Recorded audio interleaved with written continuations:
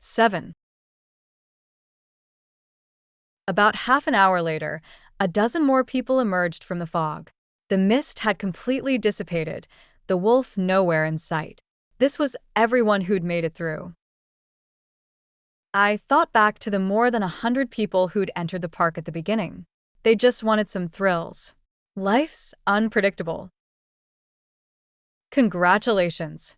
2 more challenges to go. Survive and claim your prize. Hee hee hee. With that eerie sound, the drop tower lit up. Brilliant neon lights everywhere. Probably lifts us high, then drops us hard. People discuss their own deaths with disturbing calm. I suppose seeing too many deaths in one night makes people numb.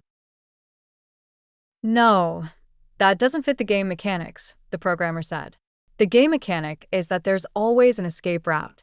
The person behind this wants to see how we find that one way out when facing danger and despair. That's what gives them pleasure. It's like designing games. You don't design a boss that's absolutely impossible to beat. The programmer had a point. People stopped talking and slowly approached the drop tower. The structure was about 100 feet tall, with 4 sides, 5 people per side. Yui, I, the programmer, and a couple sat on our side. Checking the safety bar was critical. Nobody wanted to be flung into the air and then plummet down. The tower rose slowly. When it reached the top, it would suddenly plunge fast, simulating a free fall. I was somewhat afraid of heights. During the Ferris wheel, I never dared look down. The drop tower was something I'd never experienced, and in this nighttime murder park, its terror level would multiply. Suddenly, my sweaty palm felt a cold touch. Yui was holding my hand. "Are you scared?" she asked. "A little. I'm afraid of heights." "I was thinking if we make it out of here alive, maybe," she said. "Maybe what?" Yui tilted her head slightly, smiling sweetly. "Maybe we could be friends." Why isn't it dropping? The programmer's untimely complaint pulled us back to reality. I then noticed we'd already risen past the top of the tower's support structure, still ascending. We were now suspended in open air. It looked genuinely eerie. Looking down, even briefly, made my head spin. Then the drop tower stopped moving. "It's so high. Must be at least 200 feet from the ground," the male in the couple said. "That's the mechanism." The programmer suddenly slapped his thigh. "The key to this challenge is finding a way to get down to the ground." "How hard can that be?" Everyone take off their belts, tie them together into a rope, then slide down the support structure to the ground. From there are handholds everywhere, said the red headband, who was on an adjacent seat. He immediately pulled off his headband. "I'll go first. My pants don't have a belt, so I'm also sacrificing my grandfather's lucky headband. This was my good luck charm." "That old rag? I'm not trusting my life to it," someone joked. Everyone laughed. A rare moment of levity. I study surveying. The seat is roughly 60 feet from the support structure, the male couple member continued. A typical belt is about 3 to 4 feet long, a woman's belt about 3 feet. Accounting for about 8 inches lost to tying knots, we need at least 20 belts total. There were exactly 20 people on the tower, but many didn't have belts. If you don't have a belt, use your clothes or pants. Everyone contributes. "No freeloaders," the red headband said, immediately stripping off his jacket.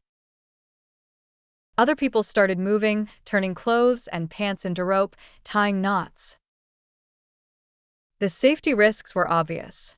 If any knot wasn't secure, or if any piece of clothing failed under pressure, whoever was on the rope would fall. Then we wouldn't have enough materials to complete the rope. So getting down early meant staying safer. "Me and my buddy will go first to scout," the red headband said, rolling up his sleeves to undo the safety bar. No one else dared object to him and his two companions. The atmosphere grew tense. "I'll go fourth," someone called out. "Fifth. Sixth. Seventh." Everyone started calling out numbers. Yui looked at me. The programmer looked at me too. "Why don't you go ahead?" I was sweating heavily, my voice shaking. "I need a moment to get myself together." "Let's go together." "I'm in no rush," the programmer said, glancing at Yui.